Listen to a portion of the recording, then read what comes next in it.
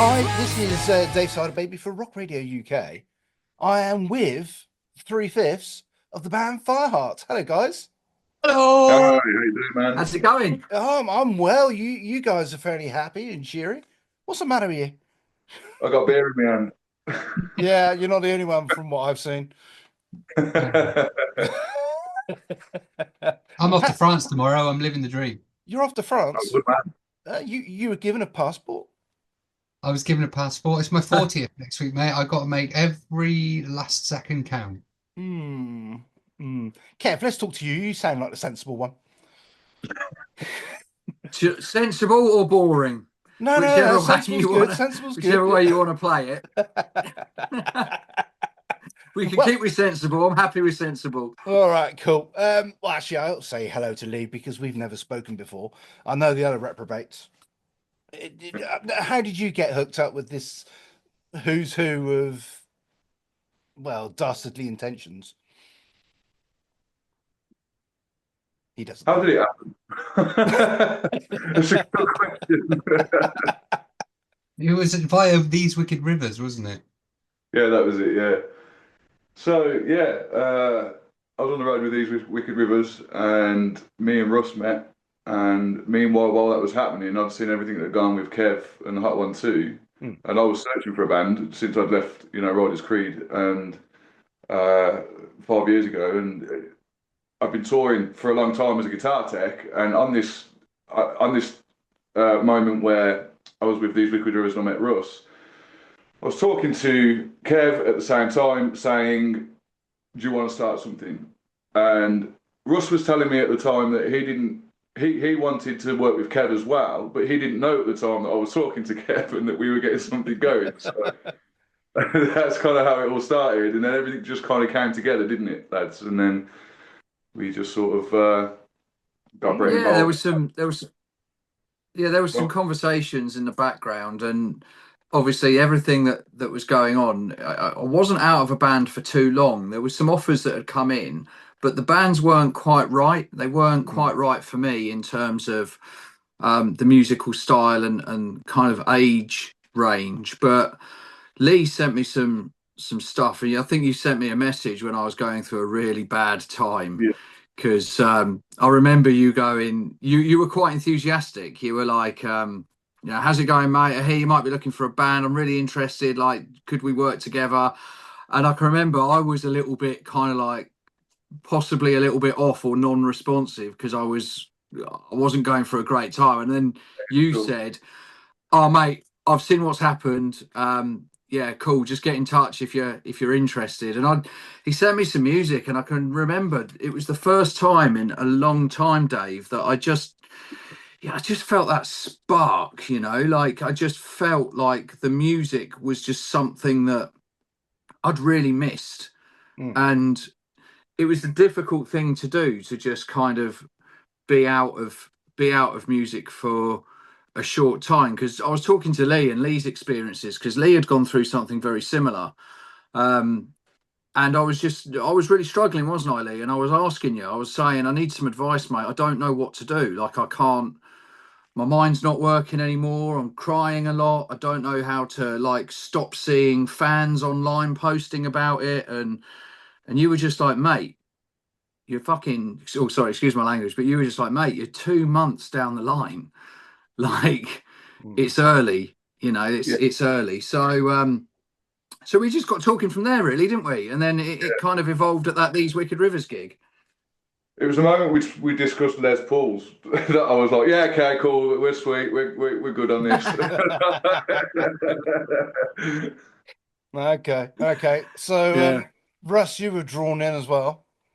Yeah, I had this concept and idea in the back of my mind for a long time, and yeah, it just all came together. It was like the stars were aligning, Yeah, without any want for trying or anything. It just seemed to fall into place. Like I'd known of Lee, like Riders Creed and stuff, but the fact that we were on the same gig together and ended up talking about it, having the same ideas, same like idea in the concept and what we wanted to do, and Kev was tickling away in the background as well. It was just like it's meant to be. And then obviously Brett had nothing to do. Did he gonna get back into it? Did he not?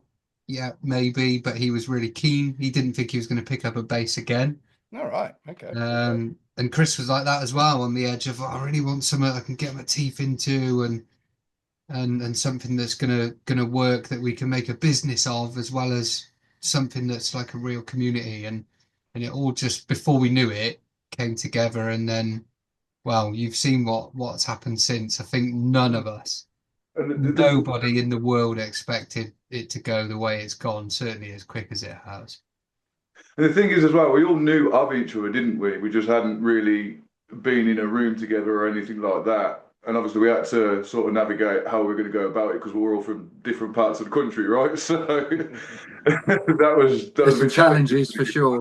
Yeah. yeah. So, It's like there's still challenges, still getting to know each other fully inside and out, and how we're working, our work rates and responses, communication, everything is all still coming together.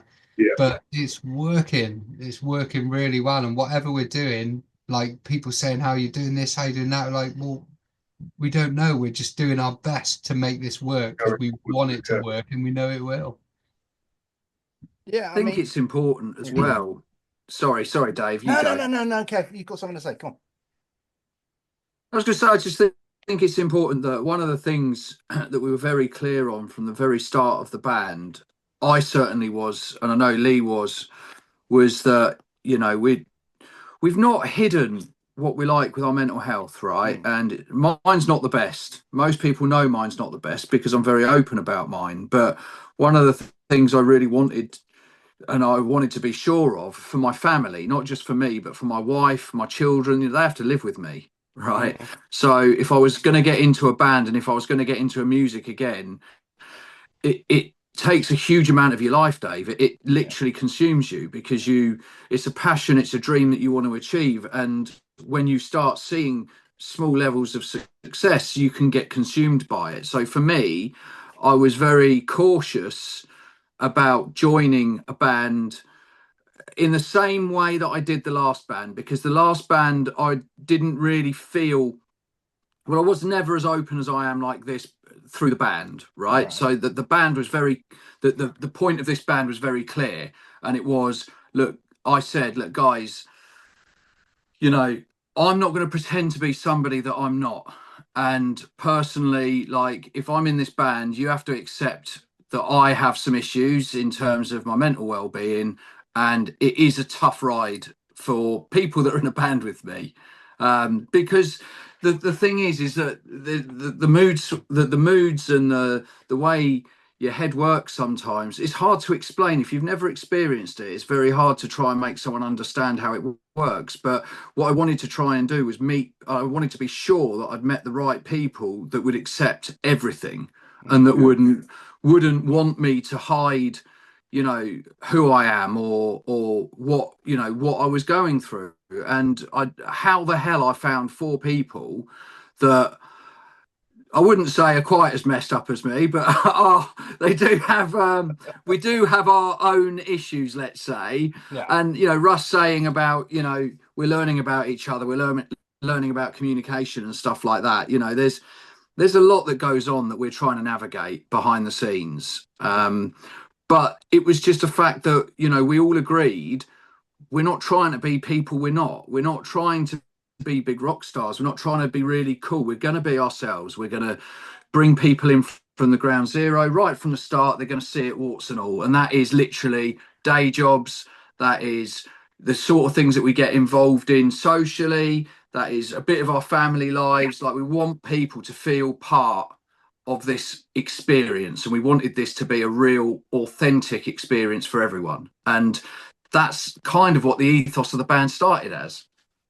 Okay. I mean, what Russ said earlier as well struck a chord because you said community. I mean, you have created one hell of a community in a very, very short space of time. I mean, I think you're up to 1,000 likes in a week or so, weren't you? Something like that on Facebook. I think that again was something that we all agreed on from the start as well, wasn't it? That we just wanted to build a community and we just wanted to be, like Kev said, as open as we could. We didn't want to put on this facade of oh, look how great we are, we're rock stars and everything's perfect. Because from my perspective, and we all agreed at the time, it's kind of like social media can be this animal that Mm. somebody who isn't doing, say, the things that we're doing, they can kind of end up feeling bad themselves because they're comparing somebody else's highlight reel on social media to their reality, right? Absolutely. And we wanted to kind of Yeah, that's combat that. exactly right, mate. We wanted to share all the highlights. Don't we want to do that, of course, Mm. but we also want to share. Look, it's not all roses, like, do you know what I mean? It's not all sunshine and roses. It's not all happy days. We're all real people with real feelings and real problems, Yeah.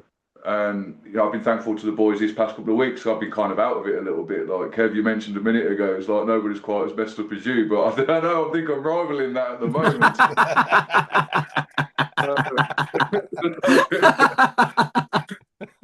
So yeah, no. I was being polite, Lee. I was being really polite, mate. But ultimately, we've all suffered in some way. Do you know what I mean? And so we all just wanted to show everybody that, like, yeah, we've all got something, to bring and put out into the world. But it's not all fun and games all the time. Yeah, I mean, looking at the picture on like the header of your Facebook page where you're holding out the hearts with the individual words on it. Just talk me through that a little bit. It's That's maybe for the you, Russ. concept. Yeah, the concept behind having our own individual brands. So a lot of bands have a central focus as a person, don't they? Either the front man, the guitarist, or whatever. And I was thinking, well, how can we be different from other people and make all of us stand out? So come up with the idea of having our own individual brand. So having our own heart, our own color that's got our own word and our own meaning that can relate to other people, but makes us stand out as an individual at all times with the band. And the idea is the people will have their own hearts, their own colors, their own words and whatever.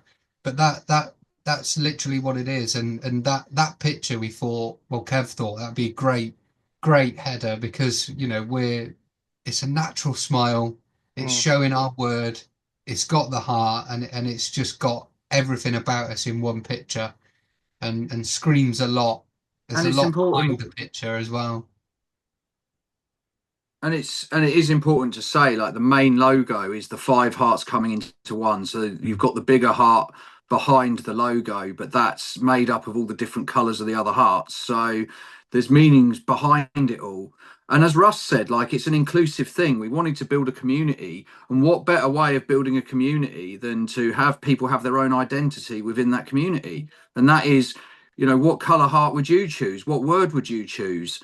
And we want to know about it when we start touring. We want to have conversations about it. We want to bring people in because I want to know why someone has got compassion as their word. Talk to me about it. Tell me about you, because that's what this experience is about. It's about you. It's not, I've always said it, that the experience should always be about the fan and making the fan feel good and feel part of it. If it turns to the band and egos get involved, then it's not where I am personally. It's not where I kind of sit. It doesn't quite align with me. It's got to be about the individual that's spending their time and their money to come and support something that we dream of doing. Yeah, I mean, I go to gigs and you enjoy yourselves at some gigs, but then you get fully entertained by other gigs where you're involved with the gigs. I mean, all right, let's take in the Cobblestones a few weeks ago, Russ. I mean, you're out in the crowd, you were walking around, involving the grandchildren as well, Layla and Luca as well. I mean, they're having the time of their lives with things like that. Yeah. And if bands do engage with the fans on that kind of level, then it makes lifelong memories, not just Definitely. 3 minutes The that far thing on is, top. as well, Dave, is like we've seen people post videos on YouTube about what's all the fuss about with Fireheart? How's this happened? How there's a band that's released no music. They haven't even released all the members yet, and they've got thousands of followers. And how have they done this? And how's this is unheard of. It hasn't happened overnight.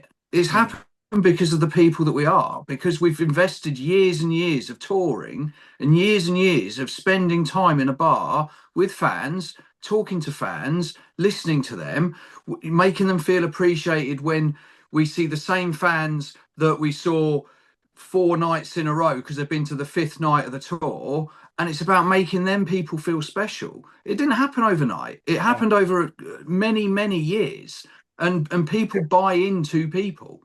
You know, Lee's got people that 5 years ago he left Riders Creed, but he didn't just bury his head and stay off the scene. He stayed as a guitar tech. He stayed touring, and he kept his following alive. He kept his connections alive, and that's the thing, really. I think, well, to an extent, but I think that it's right though, isn't it? I remained behind the scenes a little bit and just I got in with the bands rather than the fans. But there you go. Crack on. Sorry, Kev. Yeah, but the point remains the same, and that is that people buy into people. I do feel as well, that it was a little bit controversial what happened to me in the last band. I can't say too much about it, but I think as well people reacted to that. I think they responded to that as well, and I think me being so open mentally online, people saw where I'd got to. They saw that I was, I'd really broken. I was really broken.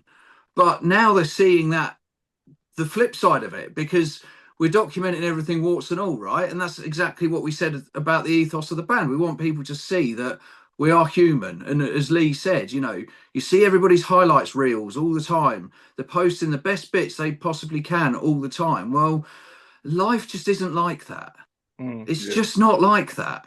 And if people are turned off by that, they can unfollow and they can move on. But at the end of the day, like, the stigma and everything's never going to change if people don't talk about it. So I do feel like it's been so heartwarming and overwhelming how people have responded, because they've really found a deep connection in us. They've bought into us as people, and they've related to some of the things that we're going through.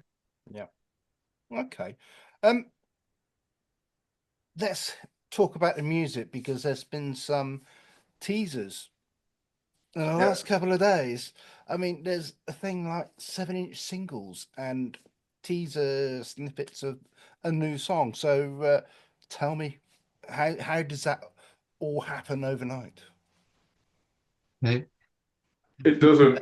I think it's down to Lee. Lee, do you want to go through that one, mate?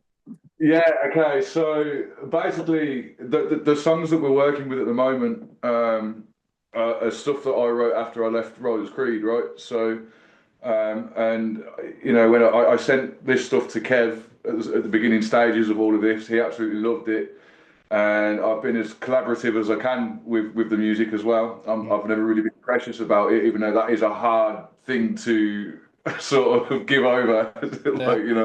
They're my babies, and it's kind of like whatever. But so when everybody got together, we sort of went through any ideas that we all had, and we decided, okay, these ones are the strongest at the moment, so let's just go with those. And so we had a few calls, similar to this chat that we're having now, where we would just bounce ideas of how we might change the arrangement or something, or maybe introduce something else or pull something out, and then just really, I didn't want it to just be my music, right? So I wanted to bring it to the table and say, guys, what would you guys change? What would you guys do about this? And we changed like there was one song that was my worst. It was like half written, right? And I just sent it in the chat anyway, and it was kind of like, this is the one that I like the least, but the guys liked it the most. And so during the sort of Christmas period, New Year period, I sort of went to work with that because these guys liked it so much, and we all kind of like hashed it out, didn't we? And we were all kind of like, oh, maybe just drop this riff, like the second repetition or something like that. So everybody had a say. Everybody had some kind of involvement in sculpting the final version of what we're about to release. And there's one in particular, which is the teaser that's going around at the minute, that is something very, very, very close to my heart. I think Russ did an incredible job on writing the lyrics for that. Because I had some lyrics originally, but I didn't want to be all like, this is my idea and everything goes on my terms, like, do you know what I mean? Mm. Because that's not how bands work, in my opinion. You get your best version from everybody else's, involvement. So Yeah. I happily handed that over to Russ. It's like, listen, this was my version. This is what this song meant to me, but you go ahead and write what you feel like you need to write to the music, right? My emotion's embedded in the music anyway. That will always mean the same thing to me that it did when I was writing it, the same reason that made me write it. So I just gave Russ the go ahead to just go free with it, and I loved what he did. I read the lyrics, and he sent me a demo over, and I just absolutely loved it. And the beautiful thing about that was that the fact that he turned what for me was quite a negative song into a positive song. And that's beautiful, and it's really good. So that's kind of how we managed to get things done so quickly, is because we just had a bunch of material that was on the table, ready for the taking. So I But mean, yeah, then we've had conversations behind the scenes with certain people, and having the idea then got dropped on us of right, well, you've had all these followers in very quick succession. You've had all this success with everything else. You've sold out your first limited edition merch drop. So why don't you go for a number one single? And we're like, well, how do we do that? Well, there is a way. yeah, You release a 7-inch vinyl. So it's double A side, so it contains the first single, Staring at the Sun, and it will also contain the second single, In a Remedy, which Lee was on about. So it's both sides of the coin as well. So you've got the heavier side and the lighter side. We all yeah, love a ballad, and we all love something a bit heavier. But we think the ballad's anthemic, and we've not done anything normal. Well, you say normal in the music scene since we started. So let's just release a ballad first. Why not? yeah, Um, so the idea is with the 7-inch single is to get a number one in the single vinyl charts. It's it's still a challenge. It's not going to just be as easy as that and as easy as what we've been doing so far. But that's the goal.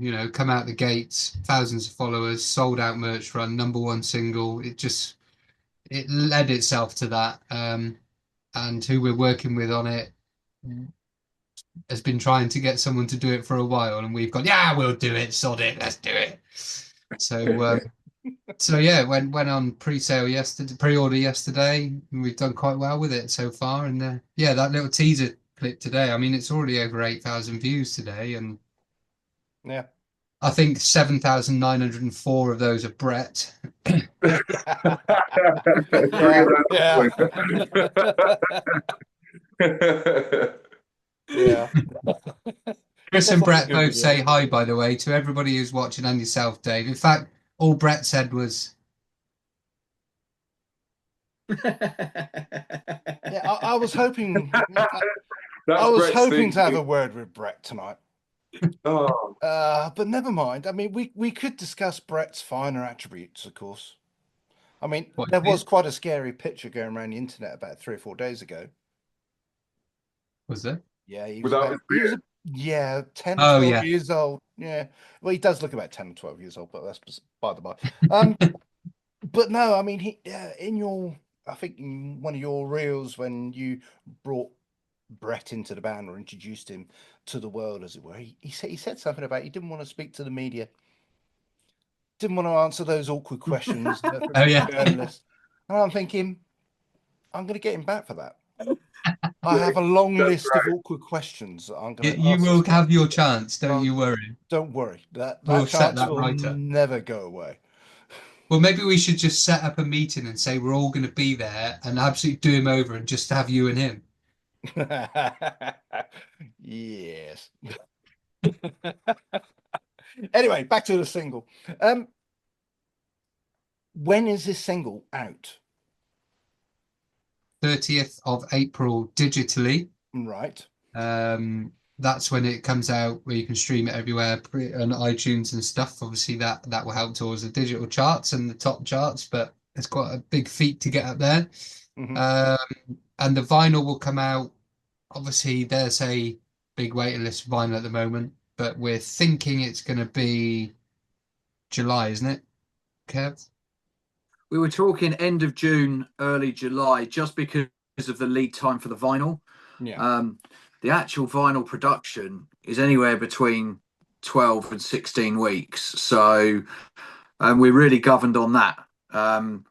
So it is, it's a long time to wait. But what we want to do is just keep riding that anticipation train. We've been very conscious that, you know, we've done well to keep the level of engagement up that we have, but you know, people want music. They want to hear music. Of course, they want to hear what we're about. They, you know, they've backed us not only with their time, but they've backed us financially in the merch, and they have not heard a note of music. You know, I mean, that's a huge commitment for anyone Yeah. to do, to buy something and they don't even know what they're buying. You know, we released the vinyl pre-sale to our mailing list yesterday, so that went on sale early before we announced it today. And even then, they hadn't seen the teaser clip. They hadn't seen any of the music. They hadn't heard any of the music.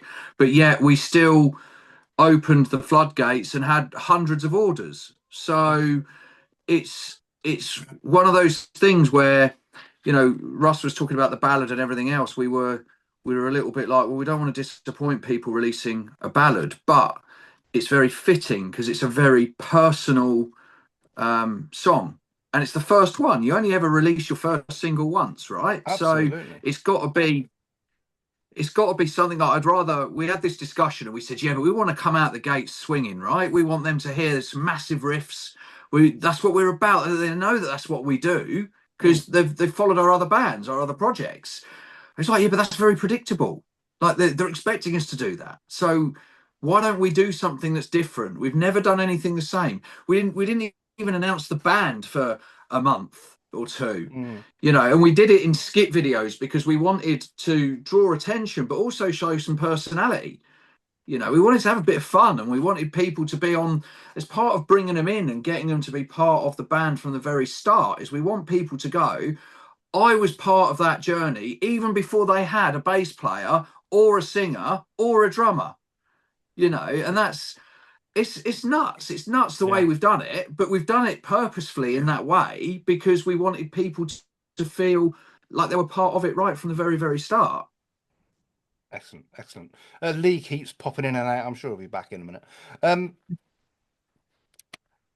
Where can people who obviously have been living under a rock for the last couple of days and not seen that these pre-orders are available, where can they go and find the link to pre-order said singles? They can find it anywhere that's related to Fireheart, but specifically the website is fireheart.uk/shop will take you straight to the vinyl options that you can have. But yeah, it's plastered all over social media. We're on Facebook, Instagram, YouTube, and TikTok as well. We are on TikTok, although we don't use that as much. But everything links to where you can get it from. Yeah. Yeah, but they are going quickly. I'm not just saying that. They are going quickly. Have you got a limited number on each, or? There is, yeah. We've got 1,000 total Right. of all of them. So 200 of each variations, and once they're gone, they're gone. It's one of those we're not doing it again. We're not doing it for another single. It's the first one again. We wanted to do something different, so we'll always drop limited stuff for different things. It's exclusivity, isn't it? But this will be the only one, and there is only 1,000. It costs a fortune. It does cost a lot of money, but that's not the issue, is it? Is we wanted to create something as well that was different and something that was collectible and something that people can own and go, cool, that's pretty rare, you know, that we've got this. And so yeah, I think I'm happy that we went with it. I'm happy that we went with it. I am, yeah. Good. So this leads to the question: what's next? Well, it's got to be world domination, isn't it? Yeah. That's what it is. It's world. No.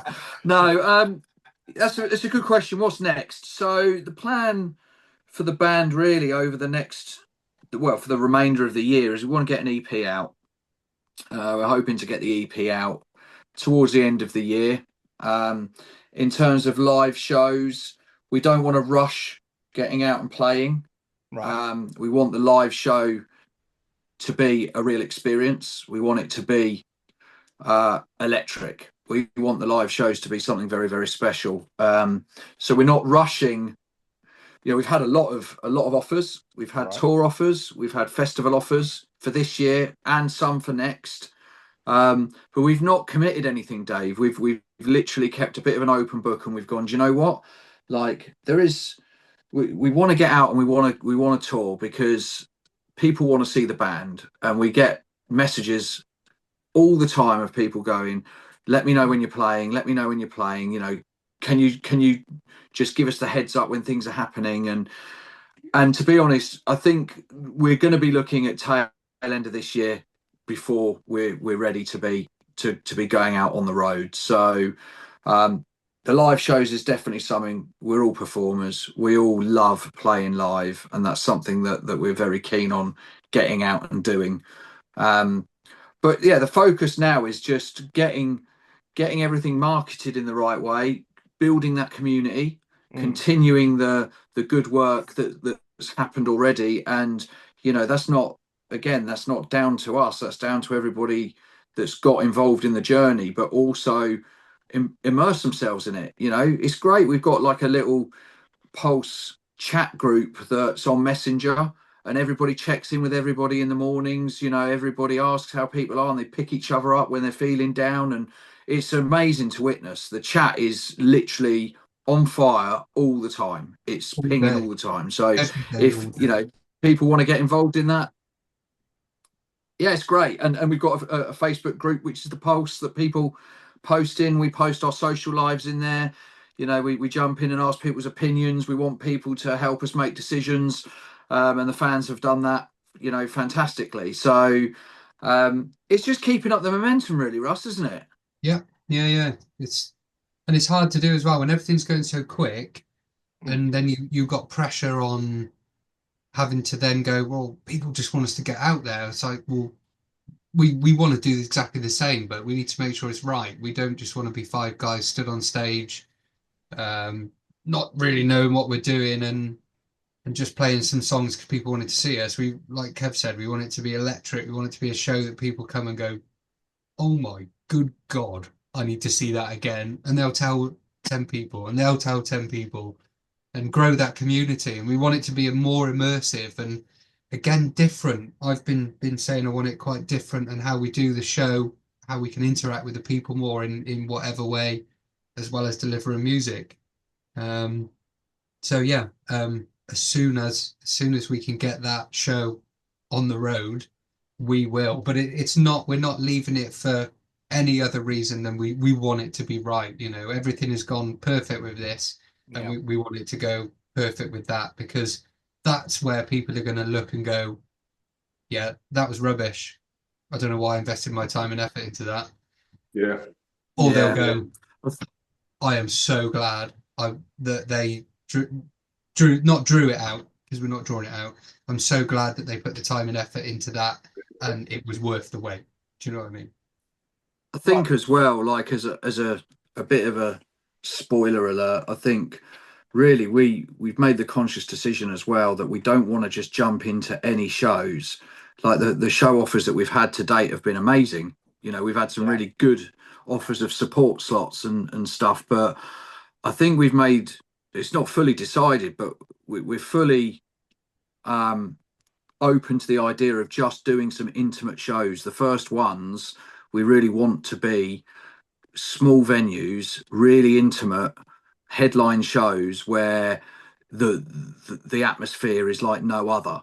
You know, it's like the launch of the band. There's been a lot of anticipation around the music, a lot of anticipation that we've built up just through the way we've marketed the band. But we want those live shows to be incredibly special. Um, so that's something that we're discussing at the moment. You know, it's something that I think we will always remember, and we don't want to we don't want to rush into it, and we want that to be an experience for everybody else that comes to the show as well. We want them to go, wow, I was part of something really special there. So yeah, let's see how that plays out. Right, we've got 1.5 minutes left. Is there anything you'd like to say to the fans that hasn't been said already? Thank you. Thank you. Genuinely, like, Massive thank you. huge. We Like, can't do it without the fans. No band can really, and the more that grows, the bigger the community, the more we love each other and support each other, the better that's going to get. And we can't thank everybody enough, because it means the world to us, let alone what it means to them individually as well. So yeah, they've put so much trust in us. Not, you know, usually a band starts gigging and starts doing things that way, right? And they you know, get momentum that way. But they've seen us all come together, and they've put so much trust in us. Not even hearing a single lick of music and stuff like that. So it's kind of like, from the bottom of our hearts, thank you for that trust. And we really, really are working on delivering something fucking amazing for everybody. So Brilliant, guys. Yeah. Before we get cut off, thank you so much for your time, and I wish you all the very best. No worries, mate. Cheers, Dave. Cheers. cheers, guys. Take care.